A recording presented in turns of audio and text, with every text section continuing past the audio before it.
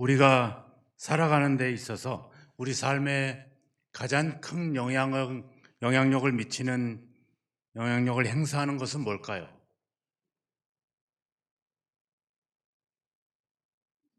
고민할 필요가 없겠죠. 바로 돈이죠, 돈.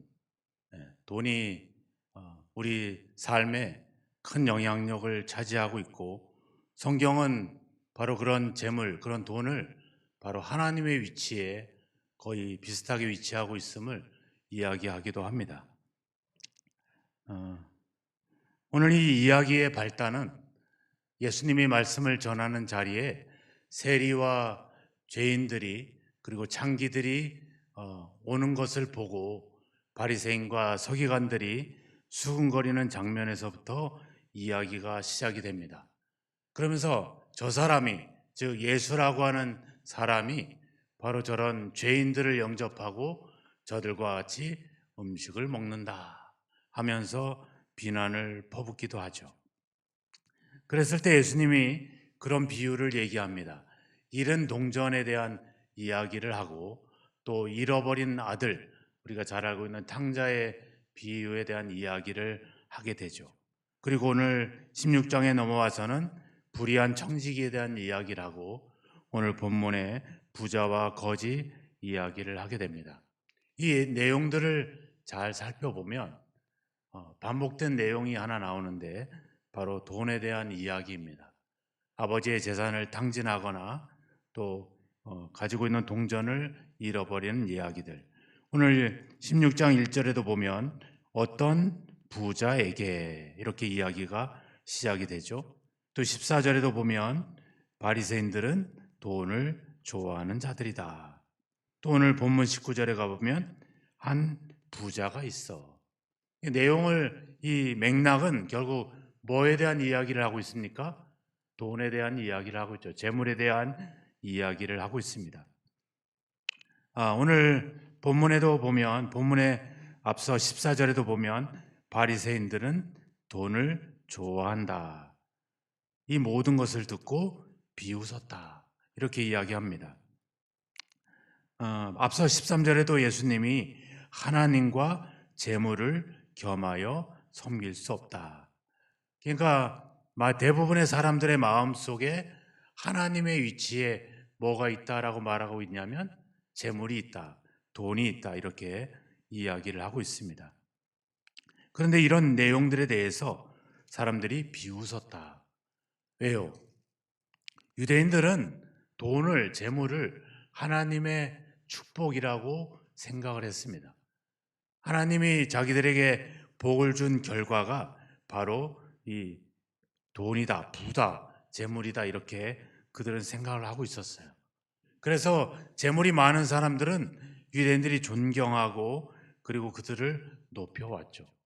근데 이 가난한 청년, 예수라고 하는 이 갈릴리 청년이 돈을 하나님의 나라를 위해서 사용해야 된다, 이렇게 말하고 있는 것은 그들에게는 궤변이고 그들에게는 어리석은 이야기로 들릴 뿐이었다라고 하는 겁니다. 종교 지도자, 또 세상적인 그런 정치 지도자들이라고 불리는 자들이 하나님보다는 돈을 더 사랑했고, 또 그로 말미암아 사람들에게 칭찬과 존경과 그런 부러움을 받고 있다는 이런 내용들을 이들은 즐기고 있었다는 거죠. 근데 돈이라고 하는 것이 돈에서 끝나지 않죠. 돈이 생기면 어떻습니까? 뭔가 힘을 발휘하려고 하고, 그리고 자기가 얼마나 잘났는지를 자랑하게 되고, 그걸 가지고 권력을 누리려고 하고, 그렇게 가죠. 그래서 앞에 15절에도 보면 너희는 사람 앞에서 스스로 옳다 하는 자들이나 너희 마음을 하나님께서 아시나니 사람 중에 높임을 받는 그것은 하나님 앞에 미움을 받는 것이니라. 즉 지금 예수님은 돈에 대한 이야기를 하고 있지만, 돈에 대한 이야기의 초점이 아니라 그 돈을 얼마나 많이 갖고 있느냐에 대한 초점이 아니라 그것을 통해서 가지고 있는 어떤 사람의 마음가짐, 태도, 자세, 이런 것들을 가지고 있죠. 그래서 스스로 옳다 하는 자들이나 또 마음에는 마음을 하나님께서 아신다. 이렇게 말하고 있습니다. 이 이야기는 시편의 말씀을 인용한 말입니다. 시편 49편의 말씀이 있습니다. 말씀을 같이 한번 읽어볼까요? 시작.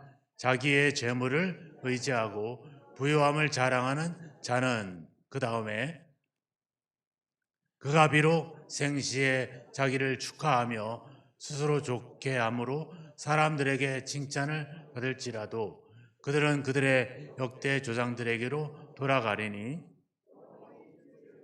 못하리로다. 아멘.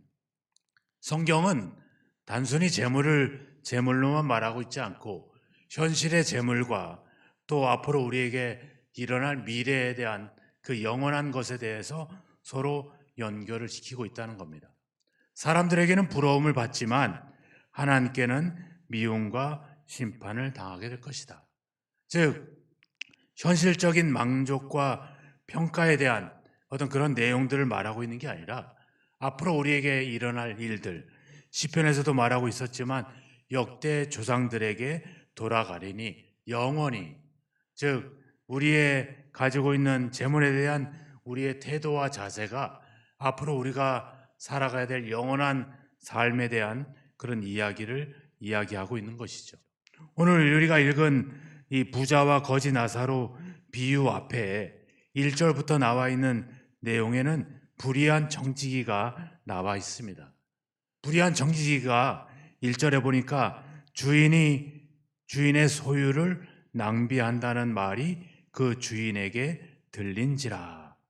그래서 3절과 4절에 보시면 정직이가 속으로 이르되 주인이 내 직분을 빼앗으니 내가 무엇을 할까? 땅을 파자니 힘이 없고 빌어먹자니 부끄럽구나. 내가 할 일을 알았도다. 이렇게 하면 직분을 빼앗긴 후에 사람들이 나를 자기 집으로 영접하리라. 이 불의한 정직이가 준비한 게 뭡니까? 주인에게 직분을 빼앗기고 쫓겨날 그 다음을 준비했다는 겁니다. 이 비유의 초점은 거기에 있어요. 그래서 예수님이 8절에 보면 이 사람이 빛의 아들들보다 더 지혜롭다. 우리가 불의하죠. 주인의 재산을 탕진하고 탕감해버린 이런 불의한 행동에도 불구하고 예수님이 이 비유에서 말하고자 하는 것은 이 사람이 미래를 준비했다는 겁니다. 미래를 대비하기 위하여 현재의 재물을 지혜롭게 사용했다는 거죠.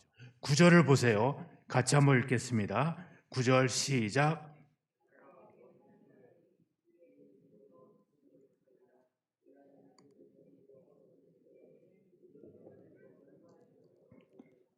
네, 여기 보면 어디 처소로 영접하리라? 영주할 처소. 거기가 어디입니까? 하나님의 나라죠. 현재의 재물과 앞으로 우리에게 있을 영원한 처소, 또 거기는 마지막 심판까지 의미를 하고 있겠죠. 그것을 지금 연결해 주고 있다는 겁니다. 그러니까 이 불의한 정직이가 빚진 자들에게 재물을 나눠줬다라고 하는 것은 재물보다 자신의 미래를 봤다는 거죠. 좀 더 구체적으로는 재물보다는 하나님을 바라보고 하나님께 충성했다는 겁니다. 그래서 10절에서 예수님이 이렇게 말하잖아요. 지극히 작은 것에 충성된 자는 큰 것에도 충성되고 지극히 작은 것에 불의한 자는 큰 것에도 불의한다. 지극히 작은 것이 뭡니까? 바로 내가 가진 재물이고 현실의 재물이고, 큰 것은 뭐겠어요? 바로 영원한 나라, 하나님의 나라, 하나님과의 관계를 말하고 있는 것이겠죠. 즉 우리가 작은 일에 충성하기 위해서는 큰 것에 대한 올바른 관계를 맺어야 된다. 이렇게 예수님께서 이야기를 하고 있는 겁니다. 말하자면 우리가, 여러분들이 예수님을 믿으시죠? 구원 받으셨죠? 그걸 어떻게 확인할 수 있습니까? 뭘로 확인할 수 있습니까? 그것은 우리의 삶으로 확인할 수밖에 없죠. 삶을 통해서 하나님 말씀이 나타나고 하나님의 선한 일들이 나타나고 하나님의 그리스도인다운 삶이 나타날 때, 비로소 다른 사람들이 저 사람은 예수 믿는 사람이다, 저 사람은 구원받은 사람이다, 이런 얘기들이 나오겠죠. 그 삶이 우리를 구원하는 건 아니지만 그 삶이 우리가 하나님의 자녀임을 나타내 준다는 겁니다. 이 제물이 바로 그것이죠. 작은 일에 충성한다는 것은 결국 큰 것과 관계를 잘 맺어야 된다는 거죠. 하나님과 우리의 관계가 잘 정립되어 있을 때 우리가 제물을 사용하는 그 삶의 그 결과가, 그 관계가 나타난다라고 하는 겁니다. 우리가 인색하거나 억지로 한다면 그것은 당연히 우리가 하나님과 관계가 그러하다는 거죠. 우리가 너그럽고 베풀고 섬긴다면 우리가 하나님과의 관계가 그렇다는 것에 대한 증거가 될 수 있다. 오늘 예수님의 이야기는 바로 그런 이야기입니다. 오늘 이 부자와 거지 나사로의 이야기는 이런 맥락에서 있어지는 설명을 다시 부연 설명하고 있는 거죠. 부자는 죽어서 어떻게 됐습니까? 지옥에 갔죠. 편하게 얘기하세요. 막 어렵게 신학적으로 얘기할 틈이 없습니다. 거지 나사로는 어디 갔어요? 천국 갔어요. 예. 부자는 음부에서 고통을 받고 거지는, 나사로는 아브라함 품에서 안식을 얻습니다. 자, 단순히 어떤 재물을 소유하고 있다, 부를 축적하고 있다는 데에 대한, 그리고 나사로는 아무것도 소유하지 못했다, 이런 소유에 대한 문제를 말하고 있지 않습니다. 19절을 보시면 한 부자가 있어 자색 옷과 고운 베옷을 입고 날마다 호화롭게 즐기더라. 이 사람이 돈이 얼마나 많은지를 말하고 있지 않죠. 재물을 사용하는 이 사람에 대한 태도와 자세를 설명해 주고 있는 겁니다. 이 사람이 자색옷과 고운 베옷을 입고 호화롭게 잔치를 베풀었다. 뭐 하고 있는 거예요? 자랑하고 있는 거죠. 많은 사람들 앞에 내가 얼마나 부자고, 내가 얼마나 노력하고, 내가 얼마나 수고해서 부를 이루었는지 사람들에게 자랑하고 자기 만족을 추구하고 있는 겁니다. 이 사람의 자랑은 어느 정도였어요? 20절에 보면 나사로라 이름하는 거지가 헌데투성이로 그의 대문 앞에 버려져 있었다. 자기 집 대문 앞에 거지 나사로가 버려진 채 있는 상태도 모를 정도로 자기 만족과 자기에 대한 자랑에 심취되어 있었던 그런 인물이었다라고 하는 겁니다. 이 사람이 어떻게 되냐면 22절에 보면 이에 거지가 죽어 전사들에게 받들었다. 거지가 죽었다고 말하죠. 그 다음에 아브라함 편에 들어가고 부자도 죽어 뭐 했다? 장사했다. 나사로는 그냥 죽었고 부자는 죽어서 장사됐다, 이렇게 장례식을 치렀다는 말입니다. 뭐예요? 자기가 가지고 있는 소유에 걸맞는 장례식을 치렀다, 이렇게 말하고 있는 거죠. 이 사람의 삶 전체의 모습은 결국 내 문 앞에 누가 있는지조차도 모를 만큼 자기 만족과 자기 자랑에 심취되어 있었죠. 그런데 이 사람이 뭐를 모르고 있었습니까? 23절에 그가 음부에서 고통 중에 눈을 들어 멀리 아브라함과 그의 품에 있는 나사로를 보았다. 뭐를 몰랐어요? 지금 자기가 살고 있었던 이 삶의 끝, 죽음 이후에 또 다른 삶이 자기를 기다리고 있었다는 사실을 모르고 있었습니다. 이것이 가장 이번에 또 우리가 기억해야 될 것이죠. 우리는 여기서 끝나는 것이 아니라 죽음 이후에 또 우리가 영원히 살아가야 될 또 다른 생이 우리를 기다리고 있습니다. 그렇다고 하면 우리가 가진 것들로 인해서, 우리가 소유하고 있는 것들로 그때를 준비하는 것이 필요하죠. 불이 앞서 비유에 나왔던 불이 청지기처럼 내가 이제 모든 것을 끝나고 그 다음에 대한 준비가 우리에게 필요한 것입니다. 이 사람은 재물을 소유해서 이런 결과를 얻은 것이 아닙니다. 그는 하나님보다 재물을 선택했어요. 보세요. 24절에 뭐라고 얘기합니까? 아브라함에게 24절에 아브라함에게 뭐라고 말해요? 아니죠. 뭐라고 불러요? 아버지라고 부르잖아요. 이 사람은 누구였어요? 아브라함의 자손이었어요. 아브라함의 후손이었죠. 그러면 아브라함의 후손이면 당연히 뭐가 우선입니까? 하나님의 말씀이 우선이죠. 하나님의 약속이 우선입니다. 그래서 맨 끝절에도 보면 모세와 선지자들에게 듣지 아니하면, 이 사람은 결국 많은 재물을 소유하고 있었지만 아브라함의 자손이었지만 하나님의 말씀에 전혀 귀를 기울이지 않았다라고 하는 것입니다. 30절에 얘기하잖아요. 아버지 아브라함이여, 만일 죽은 자에게서 그들에게 가는 자가 있으면 회개하리이다. 죽은 자가 살아나는 기적도 쓸모가 없다는 거죠. 뭐가 중요하다는 거예요?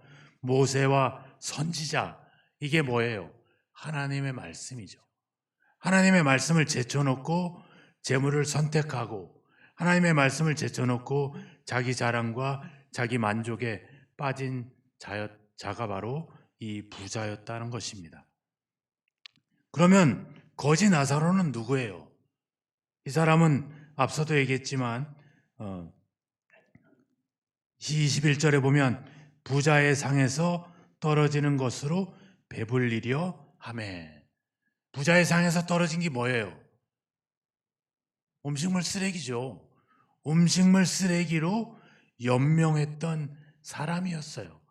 자기 몸에 상처가 있었지만 상처조차 돌봄을 받지 못하고 있었습니다. 이 사람은 단순히 가난한 거지가 아닙니다. 누구의 자손이에요? 이 사람도 아브라함의 자손입니다. 아브라함의 자손임에도 불구하고 아무런 권리도 소유하지 못한 그런 인물이었죠. 결국 누구만 바라볼 수밖에 없어요? 하나님밖에 바라볼 수밖에 없는 겁니다. 이 땅에서는 할 수 있는 것이 아무도 없고 하나님만 바라보는, 그래서 나사로라고 하는 이름 자체가 뭡니까? 뜻이 하나님이 도우시는 사람, 그 뜻이 나사로예요. 25절에 보세요. 25절 한번 같이 읽겠습니다. 시작. 이르되 예 너는 살았을 때 좋은 것을 받았고 나사로는 고난을 받았으니 이것은 뭐를 받았다? 고난을 받았다. 거지들이, 노숙자가 가난하게 살고 먹지 못하는 것을 우리가 고난이라 말하지 않잖아요. 그죠? 영어로 얘는 fedsting입니다. 고난, 즉 가난에 대한 이야기를 말하고 있지 않아요. 고난이라고 이렇게 말하고 있습니다. 헬라어 말로는 소유 대명사가 없습니다. 이 말은 자신으로 인한 고난이 아니라는 뜻이에요. 이 말의 의미는 뭐냐면 사회적인 구조적인 문제들을 이야기합니다. 오늘 이 이야기의 발단이 어디서 시작됐다 그랬어요? 예수님이 말씀을 가르칠 때 세리와 창기와 죄인들이 오는 것에서부터 이야기가 시작됐다 그랬죠. 이 가난한 나사로, 거지 나사로는 바로 세리나 창기들이나 이런 죄인들처럼 취급이 된 거예요. 유대인들은 거지가 아니라 바로 가난이라고 하는 자체를 하나의 죄악으로 여겼다는 겁니다. 반대로 아까도 얘기했잖아요. 재물과 부가 뭐였다? 하나님의 복이었다. 이렇게 생각하는 거죠. 여기서 우리는 재물에만, 돈에만 초점을 가지면 안 됩니다. 우리가 소유한 모든 것을 얘기할 수 있어요. 건강의 문제도 그렇고, 우리가 가진 어떤 배움에 대한 지식도 그렇고, 또 내가 춤을 잘 추는 것도 그렇고, 노래를 잘하는 것도 그렇고, 내가 소유한 모든 것, 그것이 여기서 이야기하고 있는 재물이라고 하는 겁니다. 그것을 가진 자는 하나님께 복을 받은 거고, 가지지 못한 자는 가난한 자로 취급을 받는 것이 세상이죠. 가난은 가난해서 끝나는 것이 아니라 그것은 마치 하늘에서 죄를 정죄받은, 그래서요 옛날에 소경을 두고도 제자들이 얘기했잖아요. 이 사람은 자신의 죄 때문에 소경이 됐습니까? 부모의 죄 때문에 소경이 됐습니까? 아무의 죄도 아니에요. 그냥 그렇게 태어났을 뿐입니다.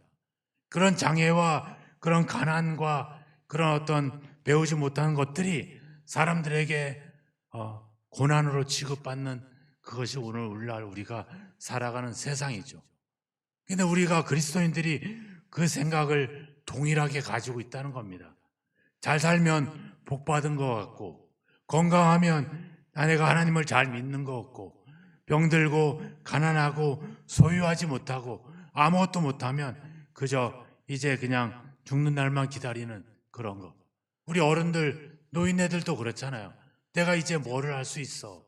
내가 이제 나이가 들고 병들고 치매기도 있는데 내가 뭘 할 수 있어? 이런 생각들 자체가 마치 내가 버림받고 저주받고 은혜 받지 못한 존재처럼 믿음 없는 자처럼 취급을 하고 있는 가치관이 오늘날 우리들 속에 있다라고 하는 사실입니다. 하나님은 사람의 시각으로는 가난이지만 하나님의 시각으로는 부유한 자라고 이렇게 성경은 우리에게 말하고 있는 것이죠. 아무것도 소유하고 있지 못하고 아무것도 할 수 없지만 그래서 오직 하나님만을 바라볼 수 없었던 그 존재, 그걸 하나님은 부유하다라고 말하고 있습니다. 하나님의 나라는 많고 적음의 재물의 소유에 있지 않습니다. 그 재물에 대한 내가 소유하고 있는 것들에 대해서 내가 어떤 자세와 어떤 태도를 갖느냐, 이것을 하나님은 이야기하고 있습니다. 우리는 기억해야 됩니다. 우리 이 땅에서뿐만 아니라 또 다른 영원한 삶이 우리를 기다리고 있다는 사실.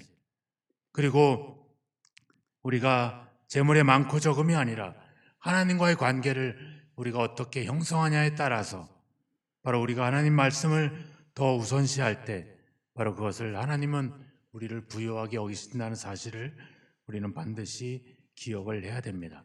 재물보다 우리가 소유하고 있는, 우리가 중요시하고 있는 그 어떤 것들보다 하나님과의 관계를 올바로 맺고 하나님 말씀에 충성할 때 우리는 재물에 대한, 우리가 소유한 것에 대한 것을 어떻게 사용할지 그 어떤 기준들이 우리에게 나타날 줄로 믿습니다. 바로 그럴 때 우리는 나사로처럼 하나님의 나라를 소유하게 되는 것이죠. 우리는 하나님을 따라 새 사람으로라고 하는 비전을 오늘 2024년에 세웠는데 우리는 그동안에 하나님 말씀과 하나님의 뜻과 하나님과의 관계를 우선시하면서 달려왔는지, 아니면 여전히 나는 세상에 있는 재물과 또 내가 소유한 것들에 만족하며 자랑하며 살아오고 있지는 않았는지 한번 우리 자신들을 돌아봐야 될 것입니다. 오늘 말씀을 한 절 마지막으로 같이 읽고 말씀을 마무리하겠습니다. 디모데전서 6장 17절 말씀입니다. 앞에 보시면 디모데전서 16장 17절 19절 말씀까지 같이 한번 읽겠습니다. 시작. 내가 이 세대에 부한 자들을 명하여 마음을 높이지 말고 정함이 없는 재물에 소망을 두지 말고 오직 우리에게 모든 것을 후히 주사 누리게 하시는 하나님께 두며 선을 행하고 선한 사업을 많이 하고 나누어 주기를 좋아하며 너그러운 자가 되게 하라. 이것이 장래에 자기를 위하여 좋은 터를 쌓아 참된 생명을 취하는 것이니라. 아멘. 우리 장래 앞으로 우리가 영원한 생명, 참된 생명을 취하는 것이 바로 우리가 이 땅에서 재물을 어떻게 사용하냐에 따라 가늠하고 있다라고 하는 것입니다. 오늘 이야기합니다. 주님은 이것을 기억하라. 우리에게는 또 다른 영원한 삶이 우리를 기다리고 있습니다. 그때를 우리는 준비하고 그때를 위해서 지금도 살아가야 될 줄로 믿습니다. 하나님과의 관계를 더 바르게 갖고 하나님 말씀을 더 삶에서 실천하시고 여러분이 가진 재물뿐만 아니라 지식도 건강도 여러분들이 소유하고 있는 모든 것들을 나누고 베풀고 섬길 수 있는 그런 귀한 삶이 저와 여러분에게 있어지기를 주의 이름으로 축원합니다. 기도하겠습니다. 같이 기도합시다. 우리가 그동안에 우리의 소유를 하나님의 은혜로, 하나님의 축복으로 생각해 왔지만 그것이 때론 우리에게 영원한 삶의 걸림이 된다는 사실을, 될 수 있다는 사실을 기억하고 그때를 우리가 준비하게 하옵소서. 이 땅에서 우리가 무엇이 더 우선하고 더 중요한지를 깊이 생각하고 하나님과의 관계를 회복하고 하나님께 먼저 충성할 수 있는 그런 우리의 삶이 되게 해달라고 함께 기도하도록 하겠습니다. 기도하겠습니다. 하나님, 우리가 다시 한번 기억하게 하옵소서. 또 다른 삶이 우리를 기다리고 있다는 사실을 기억하게 하여 주옵소서. 그때 지금 우리의 삶이 그때를 가늠하고 있음을 기억하게 하여 주옵소서.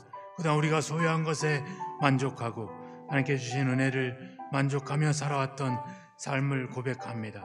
하나님께서 하나님과의 관계와 말씀에 우리가 얼마나 아버지 순종하고 말씀을 기억하고 살아왔는지 돌아봅니다. 여전히 부끄러운 모습을 회개합니다. 이제 더욱더 하나님과의 관계를 회복하고 말씀에 순종하여 아버지의 뜻을 우리의 삶을 통해 나타내고 이루어가기를 소망합니다.